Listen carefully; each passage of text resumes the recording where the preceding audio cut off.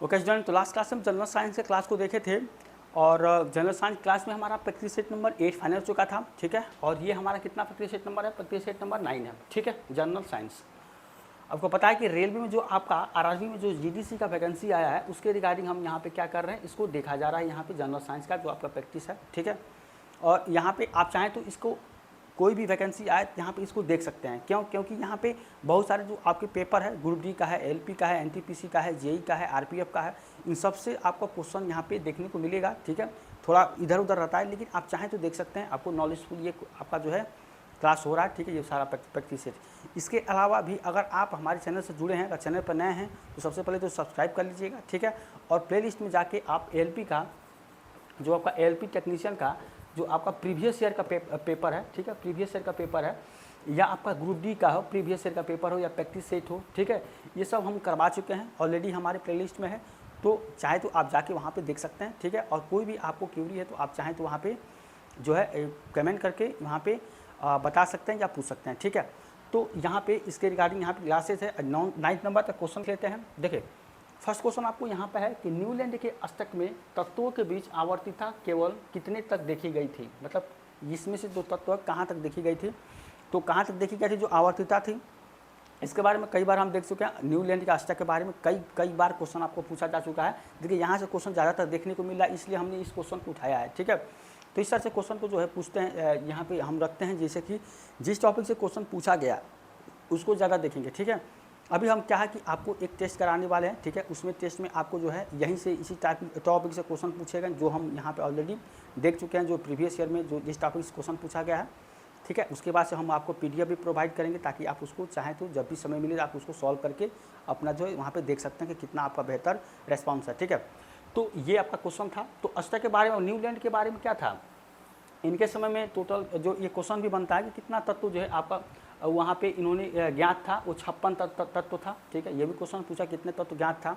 और इन्होंने क्या किया था कि 8 तत्वों को क्या किए थे, इन्होंने वर्गीकृत किया था, ठीक है। 8 तत्वों को क्या किया था, वर्गीकृत किए थे, ठीक है। इसको बारे में आपको पता है कि वर्गीकृत ये आपका किए थे 8 तत्वों के। और उसमें से 1 से 8 तक का जो तत्व था और 8वें तत्व का जो गुण था वो फर्स्ट तत्व के गुण के क्या था, समान था, ठीक है। न्यूलैंड का जो 1 से 8 तक जो 2 तत्व रखे थे उसमें 8वें तत्व का गुण फर्स्ट गुण तत्व के गुण के समान था, ठीक है। ये आपका इंपॉर्टेंट है, ये भी आपको क्वेश्चन एग्जाम में क्वेश्चन जो यहाँ से भी आपका बनता है, ठीक है। 56 तत्व इनके समय में ज्ञात थे। तो मेनली आपको क्या था कि तत्वों के बीच आवर्तित केवल कहाँ तक देखी गई थी, कहाँ तक, कैल्शियम तक देखी गई थी, ठीक है, कैल्शियम, ठीक है। कैल्शियम तब देखी गई थी, ये आपका आंसर होगा ऑप्शन नंबर। और कैल्शियम क्या है, एस ब्लॉक का एलिमेंट होता है, ठीक है। कैल्शियम क्या होता है, ये आपका एस ब्लॉक का एलिमेंट होता है, ये भी जानिए। क्योंकि ये जो आपका है ये किसका, ये पीरियोडिक टेबल का क्वेश्चन है, ठीक है, पीरियोडिक, ठीक है, पीरियोडिक टेबल का ये आपका क्वेश्चन है। क्योंकि देखिए पीरियोडिक टेबल से क्वेश्चन बहुत ज़्यादा पूछ रहा है, ठीक है। तो केमिस्ट्री क्लास तो हम लिए नहीं, लेकिन जस्ट हम जो है उसको क्लास लेने वाले हैं। हमारा जो है उसका नोट्स जो है तैयार हो चुका है कि कहाँ से किस तरह से हमको उसको पढ़ाना है। तो यहाँ से ये आपको क्वेश्चन ज़्यादातर पूछता है। तो ये आपका एस ब्लॉक का है। कैल्शियम का जो एटॉमिक नंबर कितना होता है, 20 होता है, ठीक है, कितना होता है, 20। और इसका एटॉमिक वेट कितना होता है, ठीक है, एटॉमिक वेट कितना होता है, 40, ठीक है। तो ये आपका, ये भी आपको यहाँ पे जानना चाहिए क्योंकि ये भी आपको डायरेक्ट पूछ सकता है, ठीक है। कई बार आपको मॉलिक्यूलर वेट करके पूछता है तो आपको वहाँ पे एटॉमिक वेट की जरूरत पड़ती है जब मॉलिक्यूलर वेट पूरा आपको पूछता है किसी भी यौगिक का, ठीक है। तो एटॉमिक वेट बहुत ज़रूरी होता है जानना, तभी आप वहाँ से पूरा जो है कंपाउंड का जो आपका यौगिक पूछेगा, ठीक है, तो उसका आप मॉलिक्यूलर वेट बता सकते हैं। तो ये आपका इस तरह से क्वेश्चन था। ऑप्शन नंबर ए इसका क्या होगा, आंसर होगा कैल्शियम। इसके बाद देखिए नेक्स्ट क्वेश्चन है। देखिए अगला क्वेश्चन आपको यहाँ कहा गया है कि किसी उत्तल दर पर, ठीक है, यहाँ पे ध्यान देना है, उत्तल और अवतल दर पर उसी हिसाब से आपको चिन्ह का पर्णपाती यहाँ पे लगाया जाता है, ठीक है। तो यहाँ पे चिन्ह उत्तल दर्पण के लिए क्या हो जाएगा, पॉजिटिव, ठीक है। इसको ध्यान देखें, किसी उत्तल दर्पण की वक्रता त्रिज्या इतनी है, ठीक है। तो यहाँ पे आर कितना हो जाएगा, प्लस का, यहाँ पे वक्रता त्रिज्या कितना, प्लस का 50 सेंटीमीटर, ठीक है। तो नई कार्तिक चिन्ह के परिपाटी करते हुए मुख्य फोकस की जो होगा एक्स इसकी पर किस पर स्थिति होगा ये आपको बताना है। तो मुख्य फोकस जो होगा आपका यहाँ पे मुख्य फोकस, ठीक है, मुख्य फोकस एक्स कहाँ पे होगा, ये होगा एक्स इक्वल्स टू, ये हो जाएगा यहाँ पे वक्रता त्रिज्या बाई 2 होता है, ठीक है। वक्रता त्रिज्या बाई कितना होता है, 2। तो यहाँ पे कितना हो जाएगा, प्लस 15/2 यानी कि कितना हो जाएगा, 7.5 सेंटीमीटर, ठीक है, 7.5 सेंटीमीटर ऑप्शन नंबर डी यहाँ पे आंसर हो जाएगा। ठीक है, ऑप्शन नंबर डी इसका आंसर होगा 7.5 सेंटीमीटर। ठीक है, तो ये आपका क्वेश्चन था मुख्य फोकस के अंत वक्रता त्रिज्या बाई प्लस में होगा। ठीक है, क्योंकि यहाँ पे आपका उत्तल दर्पण है तो वक्रता त्रिज्या यहाँ पे प्लस एफ बाई यहाँ पे r/2 हो जाएगा। ठीक है, इसको आपको r से रिप्रेजेंट करते हैं। ये क्वेश्चन था, ऑप्शन नंबर डी इसका आंसर हो जाएगा। ठीक, देखिए नेक्स्ट क्वेश्चन आपको यहाँ पे कहा गया है कि निम्न में से किन धातुओं की अभिक्रियाशीलता हाइड्रोजन से अधिक है। ठीक है, तो ये आपका यहाँ पे दिया गया है। ठीक है, इसमें से आपको ये बताना है कि हाइड्रोजन से अधिक इसमें से किसकी अभिक्रियाशीलता धातुओं की ज़्यादा है। बाकी इसमें ऐसे भी हैं जो आपकी हाइड्रोजन से कम होती है अभिक्रियाशीलता। तो अभिक्रियाशीलता की एक श्रेणी होती है। ठीक है, तो उसको किस तरह से याद रखेंगे, देखिए ये आपका होता है पोटेशियम होता है, सोडियम होता है, ठीक है, कैल्शियम होता है, मैग्नीशियम होता है, एल्युमिनियम होता है, ठीक है, जिंक होता है, उसके बाद से आपके आयरन होता है। ठीक है, पोटेशियम, सोडियम, ठीक है, और उसके बाद से यहाँ पे क्या हो जाएगा आपका लेड होता है। ठीक है, लेड है यहाँ पे ठीक है, ये हो जाएगा आपका कापर, मरकरी। ठीक है, उसके बाद से हो जाएगा सिल्वर, एजी, और ये हो जाएगा गोल्ड। ठीक है, तो ये आपका इस तरह से ये आपका होता है। ठीक है, और सबसे इधर से होता है आपका धातुओं की अभिक्रियाशीलता। ठीक है, ये अभिक्रियाशीलता होती है, इसको याद रखेंगे। ठीक है, क्रियाशीलता। ठीक है, अब धातुओं का अभिक्रियाशीलता सबसे ज़्यादा आपका ये सोडियम होगा, पोटेशियम होगा, सोडियम होगा, कैल्शियम होगा, मैग्नीशियम होगा, एल्युमिनियम होगा, फिर उसके बाद जिंक होगा, आयरन होगा, लेड होगा, हाइड्रोजन होगा, कापर होगा, सिल्वर, गोल्ड। सबसे कम किसका होता है, गोल्ड का। सबसे कम किसका होगा, गोल्ड का। सबसे ज़्यादा किसका होगा, पोटेशियम का। पोटेशियम का सबसे ज़्यादा होगा।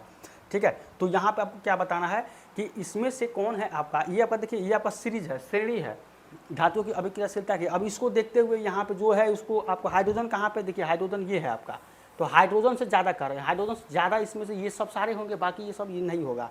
तो जो इसमें से जो नहीं होगा उसको यहाँ से छाट दीजिएगा, बाकी क्या करेगा जो है उसको आप वहाँ से आंसर दे देंगे। ठीक है, तो देखिएगा हाइड्रोजन से उधर क्या है, कापर। तो कापर अगर आप देखें तो कापर तो इसमें है नहीं। ठीक है, आप देखिए मरकरी, देखिए मरकरी क्या, देखिए मरकरी यहाँ पे है, तो ये आपका क्या होगा, ये आपका नहीं होगा। ठीक है, मरकरी नहीं होगा। अब देखिए सिल्वर है, सिल्वर देखिए ये आपका एजी, एजी है, ये भी नहीं होगा। ठीक है, क्योंकि देखिए यहाँ पर सिल्वर हाइड्रोजन से कम है। उसके बाद ये भी नहीं होगा आपका। ठीक है, ये भी नहीं होगा। अब देखिए यही सब आपका है, 5 ठो है, जबकि आपका 4 एक खुद एक आपका हाइड्रोजन है, जबकि जब ये आपका जो है ये सब होगा, देखिए Mg हो जाएगा। ठीक है, जिंक हो जाएगा, उसके बाद से आपका ये टीन हो जाएगा। ठीक है, SN3 हो जाएगा, उसके बाद से ये लेड होगा। ठीक है, Pb है, उसके बाद से आयरन है। ठीक है, उसके बाद से क्या है, सोडियम है। अब ये आपका क्या आंसर हो जाएगा। ठीक है, ये आपका आंसर अब देखेंगे किस में है, देखेंगे ऑप्शन नंबर सी में इसका आंसर हो जाएगा। ठीक है, सी में। तो इस तरह से जो है ये बहुत अच्छा क्वेश्चन था। आप देखेंगे यहाँ पे बहुत अच्छा क्वेश्चन था। ये आपका जो है एलिमेंट से पूछा गया था, बहुत मतलब अच्छा क्वेश्चन था। इसको कहेंगे कि ये आपको पहली बात तो श्रेणी याद होनी चाहिए। ठीक है, जब श्रेणी याद है तभी आप क्या करेंगे, इसको लिख के आप पता कर लेंगे कि इसमें से कौन सा ऐसा जो हाइड्रोजन से ज़्यादा अभिक्रियाशील है और ये हाइड्रोजन से नहीं है, तो उसको यहाँ पे निकाल देंगे, जो बचेगा आपका क्या हो जाएगा, आंसर हो जाएगा। ठीक है, तो ये आपका जो है आंसर होगा, ये ऑप्शन नंबर सी इसका आंसर हो जाएगा। ठीक है, तो ये था आपका क्वेश्चन। अगला क्वेश्चन देखिए इसका।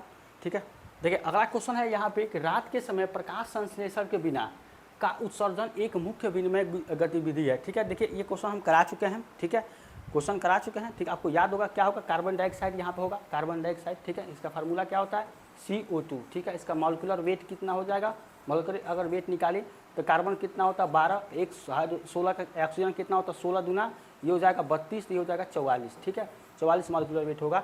ये भी आपको क्वेश्चन में पूछता है, मोल कॉन्सेप्ट जब पढ़ेंगे तो वहाँ पे इस तरह क्वेश्चन आपको जो है मोल कॉन्सेप्ट का क्वेश्चन देखने को मिलता है। ठीक है, ज़्यादा क्वेश्चन नहीं आता है, लेकिन एक आध क्वेश्चन अगर पूछना हो तो थोड़ा सा पूछ सकता है। ठीक है, न्यूमेरिकली होता है तो इसको सॉल्व करेंगे। ठीक है, तो यहाँ पे आपका जो प्रकाश संश्लेषण के बिना किसका उत्सर्जन होता है, कार्बन डाइऑक्साइड का, CO2 का। ठीक है, तो ये आंसर हो जाएगा। देखिए अगला क्वेश्चन आपको यहाँ पे कहा गया है कि 200 वाट का एक बल्ब है। ठीक है, और इतना वोल्ट के स्रोत से जुड़ा हुआ है। ठीक है, और बल्ब में प्रवाहित धारा कह रहा है, पर बल्ब में प्रवाहित धारा क्या होगी ये आपको कह रहा है। तो आई कितना होता है, यहाँ से पावर जो शक्ति होती है कितनी होती है, अगर आई निकालेंगे तो कितना हो जाएगा, P/V होगा। ठीक है, क्योंकि यहाँ पे जो P होता है कितना होता है, V × I होता है। ठीक है, ये शक्ति होती है, विभवांतर इंटू धारा होती है। तो यहाँ जब आई निकालेंगे तो कितना हो जाएगा, P/V। आई निकालेंगे तो P कितना है, यहाँ पे पावर कितना है 200 वाट, और V कितना है 220 वाट। ये जीरो खत्म हो जाएगा, ये हो जाएगा 20/22 2, ये हो जाएगा 10 और ये कितना हो जाएगा 11, यानी ये कितना बचेगा, ये बचेगा आपका 10/11, ठीक है, 10/11 बचेगा। इसका जो भाग देंगे तो कितना बचेगा, ये आपका 9.1 एम्पियर आपका आई आ जाएगा। भाग देकर देखिए 9.1 एम्पियर यहाँ पे आपका आई आ जाएगा, ठीक है। तो ये आपका क्वेश्चन था। यहाँ पे क्वेश्चन के आंसर क्या हो जाएगा, ऑप्शन नंबर ए आंसर हो जाएगा, ठीक है। बहुत अच्छा क्वेश्चन था, 9.91 एम्पियर। इसके बाद देखिए अगला क्वेश्चन, देखिए अगला क्वेश्चन है यहाँ पे, यहाँ पे कह रहा है कि किसका उपयोग कंपोजिट के लिए किया जाता है, ठीक है। तो रसोई अपशिष्ट, जो अपशिष्ट होते हैं रसोई अपशिष्ट, इसका क्या किया जाता है, कंपोजिट के लिए यहाँ पे किया जाता है, ठीक है। क्वेश्चन पहले भी देख चुके थे, ठीक है, यहाँ भी आपको क्वेश्चन देखने को मिला है।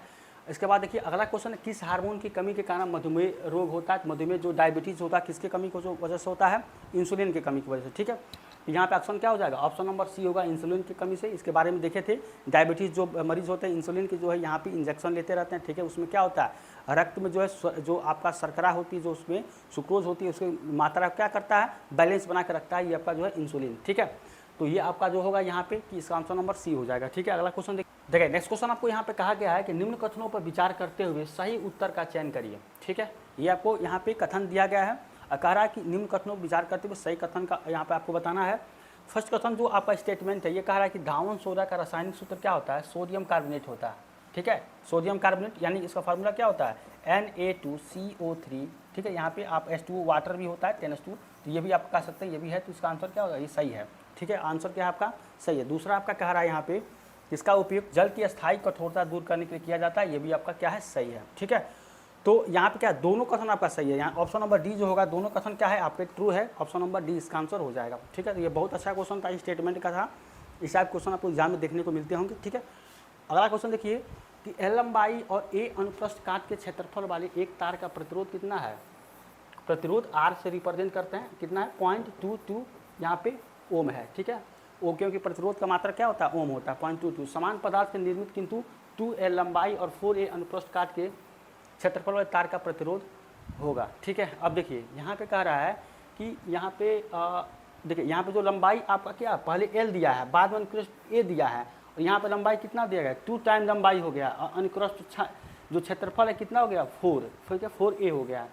यहाँ आप देखिए A से आपका 4, मतलब इसके 4 गुना हो गया, ये 2 गुना हो गया है। तो जो यहाँ पे प्रतिरोध होगा, जो आपका यहाँ पे प्रतिरोध कितना होता है, ρL/A होता है, ठीक है, ρL/A है। तो पहला जो आपका R है, ठीक है, जो आपका यहाँ पे रजिस्टर जो प्रतिरोध होगा R, ये ρL/A होगा। इसके बाद से कह रहा है कि आपका जो ये प्रतिरोध है, लंबाई जो है ये 2L हो जाता है, यानी ये जो लंबाई है आपका 2L हो जाता है, ठीक है, जो नया जो आपका प्रतिरोध होगा, ठीक है। तो वही आपको पूछ रहा है कि नया जो वाले तार का प्रतिरोध क्या होगा, ठीक है। तो ये तो आपका पुराना हो जाएगा, ठीक है, ये आपका पुराना है। अब यहाँ पे जब नया आपका R जब निकालेंगे नया वाला, तो कितना हो जाएगा, रो तो ऐसे रहेगा, ठीक है, ये कितना हो जाएगा 2L, ठीक है, 2L हो जाएगा यहाँ पे, ठीक है। और इसके बाद से जो A है ये कितना है आपका 4A हो जा रहा है, यानी कि ये हो जा रहा है 4A, ठीक है। तो अब इसको यहाँ पे देखेंगे कि ये आपका जो R है, ठीक है, यहाँ से ये आपका कितना, ये नया वाला R है, ठीक है। अब देखिए ये हो जाएगा आपका, अगर इसको 2/4 को बाहर कर दें, ये 2/4 को बाहर कर दे रहे हैं, इसको क्या लिखेंगे, ρL/A ये लिखेंगे, ठीक है। ये आपका क्या है, यही R है, ठीक है, यही R है ρL/A। अब यहाँ पे कितना हो जाएगा, ये हो जाएगा 2 कम, तो ये 1/2, और ये किसके बराबर हो जाएगा, R के, क्योंकि ये आपका R ही है। तो यहाँ पे कितना हो जाएगा, जब R आप नया देखेंगे, जो R जो आपका नया होगा, ये कितना हो जाएगा R/2, और R कितना है आपका 0.22, ये है। अब बाई ये हो जाएगा 2, ये कितना हो जाएगा 22 बटा ये हो जाएगा 2 इंटू ये हो जाएगा 100, ये हो जाएगा 11, ठीक है, 11 हो जाएगा। तो आपका कितना आ जाएगा 0.11, ये आपका नया R वाला जो रजिस्टेंस होगा ये आपका आ जाएगा 0.11 ओम, ये आपका आंसर हो जाएगा 0.11। यहाँ पे 0.11 देखिए, यहाँ पे ध्यान देखेंगे, यहाँ पे जो क्वेश्चन में है ये आपका 0.2 ओम था यहाँ पे, ठीक है, लेकिन यहाँ पे 0.22 दे दिया गया। फिर भी आप मतलब ओम उसको समझ लें, क्योंकि प्रतिरोध की बात कर रहा है, ठीक है, थोड़ा सा उसको टाइपिंग में गड़बड़ हो गया है। तो अगर मान लीजिए 0.2 रहता तो क्या होता, 0.1 आता, ठीक है। देखिए करने की जो आपकी प्रोसेस है यही है कि यहाँ पे जो आपका रेजिस्टेंस होता है ρL/A के बराबर होता है। इसके बाद से कह रहा है कि इसके समान पदार्थ किंतु लंबाई को इतना और अनुप्रस्थ काट A को उतना कर दिया जाता है, तब आपका क्या होगा, तो कितना हो जाएगा 0.11 आपका जो है यहाँ पे इतना ओम आपका आ जाएगा, ठीक है। तो ये आपका क्वेश्चन था। अगला क्वेश्चन देखिए, देखिए अगला क्वेश्चन आपको यहाँ पे है कि शुतुरमुर्ग के एक अंडे की माप कितनी होती है। ठीक है, तो शुतुरमुर्ग के एक अंडे की माप कितनी होती है 170 mm, ठीक है, गुणे 130 mm के बराबर ये होती है शुतुरमुर्ग के एक अंडे की माप। तो आंसर क्या होगा ऑप्शन नंबर ए। ठीक है, इसको याद रखेंगे 170 mm से लेकर 130 mm तक इसका जो है अंडे की माप होती है।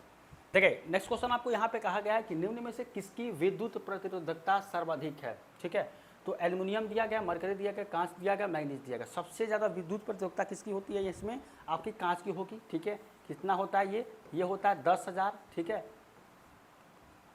इंटू 10⁻⁻9। ठीक है, ये आपका होता है इतना गुणे 10⁻⁻। सबसे ज़्यादा ये विद्युत प्रतिरोधकता इसकी होगी कांच की, विद्युत प्रतिरोधकता। ठीक है,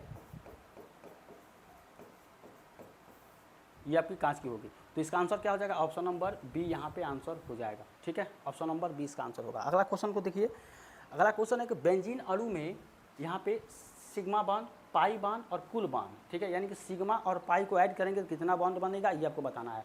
तो सबसे पहले बेंजीन के जो आपके स्ट्रक्चर है उसको यहाँ पे बना लेंगे, उसके हिसाब से आप सिग्मा और पाई काउंट करके, ठीक है, उसका टोटल आप बता सकते हैं। तो सबसे पहले देखिए यहाँ पे बेंजीन के स्ट्रक्चर देखेंगे आप, देखिए इस तरह से कुछ बेंजीन का स्ट्रक्चर होता है। ये आपका क्या है, बेंजीन का स्ट्रक्चर है। ठीक है, बेंजीन का स्ट्रक्चर आप देखिए यहाँ पे क्या होगा आपका, ये आपका एक पाई बॉन्ड होगा, ये छोड़ के आपका यहाँ पर क्या होगा, एक पाई बॉन्ड होगा, ये आपका पाई बॉन्ड होगा। ठीक है, ये आपका क्या होता है, ये आपका हाइड्रोजन होगा, यहाँ भी आपका क्या होगा हाइड्रोजन, और ये भी क्या होगा आपका हाइड्रोजन, यहाँ भी क्या होगा आपका हाइड्रोजन, ये आपका हाइड्रोजन, और ये आपका क्या होगा हाइड्रोजन। ठीक है, अब देखिए यहाँ पे कार्बन होता है। ठीक है, ये कार्बन, इस सारा पोजीशन आपका कार्बन का होता है। ठीक है, ये किसका होता है आपका, ये सब आपका पोजीशन कार्बन का होता है। ठीक है, इसको याद रखेंगे, यहाँ पे पोजीशन कार्बन, ये भी कार्बन, ये भी कार्बन, और ये भी आपका कार्बन, इससे एक हाइड्रोजन जुड़ा रहता है। ठीक है, अब यहाँ पे देखिए एक बॉन्ड ये, एक बॉन्ड ये, एक बॉन्ड ये और एक बॉन्ड ये, यानी कार्बन का 4 जो इसका एटॉमिक नंबर कितना होता है 6। इसको जब करेंगे तो करेंगे 1s2,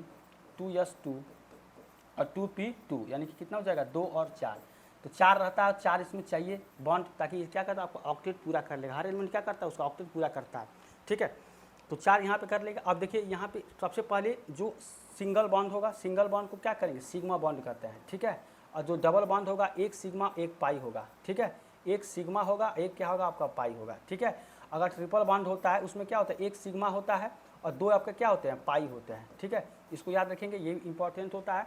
तो सिंगल बॉन्ड को क्या करना आपको, सिंगल बॉन्ड जो होगा उसको आपको क्या वहाँ पे काउंट करना है सिग्मा बॉन्ड, डबल को वहाँ पे एक सिग्मा एक पाई।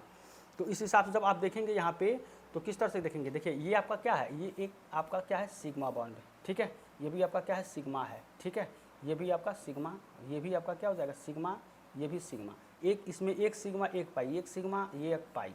ठीक है, इसमें भी एक सिग्मा और एक आपका पाई, ये आपका क्या हो जाएगा सिग्मा, ये आपका क्या होगा सिग्मा, ये आपका सिग्मा एक, ये आपका क्या हो जाएगा सिग्मा ये पाई।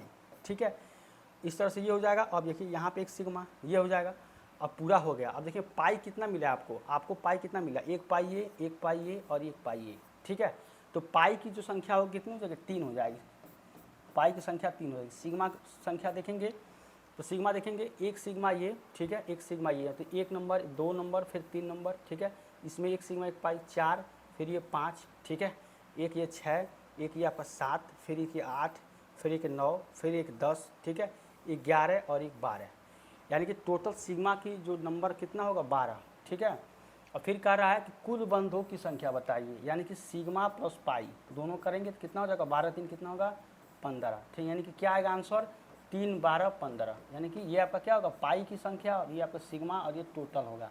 ठीक है, तो 3 12 15 ये आपका आंसर हो जाएगा। तो देखिएगा यहाँ पे सिग्मा पर एक गोरा सिग्मा कितना आ गया आपका 12, पाई कितना है 3 और टोटल कितना है 15। इसके परसेंट देना है ना कि उस तरह से। ठीक है, मतलब वो भी सही है, इधर थोड़ा आपको पहले सिग्मा बोला फिर पाई बोला फिर टोटल बोला, तो सिग्मा 12 होगा, पाई 3 होगा, टोटल 15 होगा। तो ये आपका आंसर हो जाएगा। ठीक है, इस तरह से आपको जो काउंट करना है। देखिए अगला क्वेश्चन आपको यहाँ पे कह रहा है कि N2 में साझा इलेक्ट्रॉनों की कुल संख्या कितनी होती है। ठीक है, तो नाइट्रोजन का साझा इलेक्ट्रॉन की संख्या कितनी होती है, देखिए N2 ये होता है आपका। ठीक है, इसका स्ट्रक्चर आप बनाएं तो किस तरह बनाएंगे N ट्रिपल बॉन्ड N ये होगा। अब देखिए इस पर क्या होता है, इस पर 2 इलेक्ट्रॉन होते हैं। ठीक है, तो ये 3 इसका है और एक 3 इसका है, तो 3 3 कितना हो जाएगा 6 यहाँ पे इलेक्ट्रॉन होते हैं। ठीक है, 6 इलेक्ट्रॉन साझा होते हैं, इस पर एक एक लोन पेयर होता है। ठीक है, आपको पता है एक लोन पेयर होता है नाइट्रोजन पे, ठीक है। जब इसके बारे में पढ़ेंगे तो अच्छे से डिटेल पढ़ेंगे, लेकिन यहाँ पे आप देख लीजिए 3 इलेक्ट्रॉन होते हैं, 6 होता है। तो ऑप्शन नंबर ए आपका हो जाएगा, ऑप्शन नंबर ए इसका आंसर हो जाएगा, ठीक है। नाइट्रोजन पता है आपको, ये क्या होता है, ये आपका पी ब्लॉक का एलिमेंट होता है, ठीक है। पी ब्लॉक का एलिमेंट होता है, 14वें वर्ग का होता है, ठीक है, 14वें वर्ग का, ठीक है, इसको आपको पता है। और इसको क्या कहते हैं, नाइट्रोजन को चैल्कोजेंस भी बोलते हैं, ठीक है, चैल्कोजेंस भी इसको बोला जाता है नाइट्रोजन को। तो ये भी आपका जो है यहाँ पे क्वेश्चन पूछा जा सकता है, चैल्कोजेंस किसको बोलते हैं, नाइट्रोजन बोलते हैं। 14वें वर्ग का तत्व पी ब्लॉक का एलिमेंट है, और इसमें टोटल जो है कुल संख्या कितनी होती है, इलेक्ट्रॉनों की 6 होती है। ऑप्शन नंबर ए इसका आंसर होगा। अगला क्वेश्चन देखिए, ठीक है। अगला क्वेश्चन है कि मानव शरीर में पाई जाने वाली निम्नलिखित में से कौन सी ग्रंथि एक क्या है, अंतःस्रावी ग्रंथि नहीं है, ठीक है। तो यहाँ बताना है कौन सी ग्रंथि अंतःस्रावी ग्रंथि नहीं है। तो इसमें से अधिवृक्क ग्रंथि ये आपकी है, पीयूष ग्रंथि ये भी होगी, ये भी होगी, लार ग्रंथि ऑप्शन नंबर डी आपका नहीं होगा, ऑप्शन नंबर डी इसका आंसर हो जाएगा, लार ग्रंथि, ठीक है, ये आपका आंसर होगा। अगला क्वेश्चन देखिए, निम्नलिखित से कौन सा द्विविस्थापन अभिक्रिया की पहचान कीजिए, ठीक है। तो द्विविस्थापन अभिक्रिया में क्या होता है, कल आपको बताया था विस्थापन अभिक्रिया क्या कहलाती है, कि जो अधिक क्रियाशील वाली धातु होती है वो कम क्रियाशील वाली धातु को विस्थापित करके एक नया जो है उसमें आपका अभिक्रिया में भाग लेके एक नया क्या करती है, और यौगिक का निर्माण करती है, वो आपकी विस्थापन अभिक्रिया में आती है, ठीक है। यहाँ पे 2 आयनों का जो है यहाँ विस्थापन होगा, ठीक है, 2 आयनों का विस्थापन होगा, कम क्रियाशील अधिक क्रियाशील वाला जो आपका धातु होगा कम क्रियाशील को हटाएगा, वहाँ पे 2 आयनों का विस्थापन होगा, द्विविस्थापन में होगा, ठीक है। तो इसके बारे में कल भी हम क्लास में इसको डिस्कस कर चुके थे, ये आपको फिर क्वेश्चन है, लेकिन आपको जो है यहाँ पे रिएक्शन अलग दिया गया है, ठीक है। तो अगर ध्यान से ऑप्शन नंबर डी को देखेंगे, सोडियम सल्फेट है और यहाँ बेरियम क्लोराइड एक्वस में बेरियम सल्फेट बन रहा है, ठीक है। बेरियम क्या बनेगा, आपका सल्फेट बनेगा, और सोडियम यहाँ पे क्लोराइड बन रहा है, ठीक है। 2 बार आयनों का यहाँ पे जो चेंज हो रहा है, तो आपका क्या होगा, द्विविस्थापन अभिक्रिया होगा, ऑप्शन नंबर डी इसका आंसर हो जाएगा, ठीक है। ऑप्शन नंबर डी इसका होगा द्विविस्थापन अभिक्रिया। ये आपका देखिए एनसीईआरटी के क्वेश्चन है, सेम एनसीईआरटी क्वेश्चन इसी तरह क्वेश्चन पूछा जा रहा है, ठीक है। उदासीनीकरण अभिक्रिया क्या है, द्विविस्थापन अभिक्रिया क्या है, ठीक है। तो ये आपका आंसर होगा। अगला क्वेश्चन देखिए, एक उत्तल दर्पण यहाँ पे दिया गया है, ठीक है। उत्तल दर्पण का जो है त्रिज्या वाले किसी गोले के पृष्ठ का एक भाग, यहाँ पे कितना, इतना सेंटीमीटर त्रिज्या यानी आर का उत्तल दर्पण है, तो प्लस में कितना हो जाएगा 10 सेंटीमीटर। इसका आर का वैल्यू कितना 10 सेंटीमीटर। इसका मुख्य फोकस ध्रुव से किस दूरी पर होगी, तो आर का वैल्यू कितना दिया गया, ये दिया गया +10 सेंटीमीटर, ठीक है, +10 सेंटीमीटर होगा। और फोकस दूरी कितना हो जाएगा, ये हो जाएगा r/2, यहाँ पे हो जाएगा, तो कितना हो जाएगा 10/2 होगा, यानी कि प्लस का 5 सेंटीमीटर ये हो जाएगा, प्लस का 5 सेंटीमीटर, ऑप्शन नंबर बी यहाँ पे आंसर हो जाएगा, ठीक है। प्लस का 5 सेंटीमीटर, ऑप्शन नंबर बी इसका आंसर हो जाएगा, ठीक है। अगला यहाँ पे क्वेश्चन देखेंगे, ये है आपका कि इलेक्ट्रॉनों की कुल संख्या, ठीक है, संदर्भ में KLM कोषों की क्रम क्या है, ठीक है, ये आपको बताना है। तो किसी कक्षा में कुल इलेक्ट्रॉनों की संख्या किसके बराबर होती है, यहाँ पे अगर आप इसके बारे में पढ़े हैं, कुल इलेक्ट्रॉनों की संख्या, ठीक है, किसी कक्षा में, ठीक है, यहाँ पे कक्षा में कुल इलेक्ट्रॉनों की संख्या जो होती है किसके बराबर होती है, ये होती है 2n², ये होती है आपका। अब देखिए यहाँ पे ये होता है। अब दूसरी चीज़ ये है कि यहाँ पे k के लिए कितना होगा, k के लिए n बराबर कितना होता है 1, l के लिए कितना होता है n बराबर 2, m के लिए कितना होता है n बराबर 3, ठीक है, और n के लिए कितना होता है n बराबर 4, ये होता है आपका कंडीशन। तो यहाँ पे अगर आप देखें ध्यान से, तो आपका हो जाएगा, यहाँ पे अगर आप देखिए k का निकालेंगे तो कितना हो जाएगा 2n², यानी कि n बराबर कितना हो जाएगा 1, यानी कि 2 × 1 का स्क्वायर करेंगे तो कितना हो जाएगा, ये हो जाएगा 2। अब ये आपका किसके लिए है, ये आपका k के लिए है, ठीक है। इसी तरह से l के लिए निकालेंगे तो 2n², ठीक है, ये हो जाएगा 2 × ये हो जाएगा 2 का स्क्वायर, ये हो जाएगा 4 दूना 8, ठीक है। और m का कितना हो जाएगा, इसके लिए भी 2n² निकालेंगे, ठीक है। n बराबर कितना हो जाएगा 3, ये हो जाएगा 2 × ये हो जाएगा 3 का स्क्वायर, मीन्स ये 9 दूना 18। इसी तरह से अगर आप n का निकालें तो ये 2n² होगा, और ये कितना हो जाएगा, ये हो जाएगा 2 × इसके लिए हो जाएगा 4, इसका स्क्वायर, तो 400 को 16 दूना कितना हो जाएगा 32। तो ये आपका कंडीशन यहाँ बनेगा। और क्या करेंगे आप देखेंगे, सबसे ज़्यादा किसका है, m का है, उसके बाद से l का है, उसके बाद से क्या है, k का है। तो ये आपका कंडीशन बनेगा, ठीक है, कि यहाँ पे कक्षा के कुल इलेक्ट्रॉनों की संख्या किसके बराबर होती है 2n² के, ठीक है। और इस हिसाब से अगर आप देखेंगे तो यहाँ पे आंसर क्या हो जाएगा 18, 8 और 2, ये होता है, ठीक है। इसी बेसिस पर अगर आप n बराबर यहाँ पर 1 रखेंगे, n बराबर 2 रखेंगे, n बराबर 3 रखेंगे, तो ये आपका निकल के आएगा। तो आंसर क्या हो जाएगा, ऑप्शन नंबर डी इसका आंसर हो जाएगा, ठीक है। बहुत अच्छा क्वेश्चन था।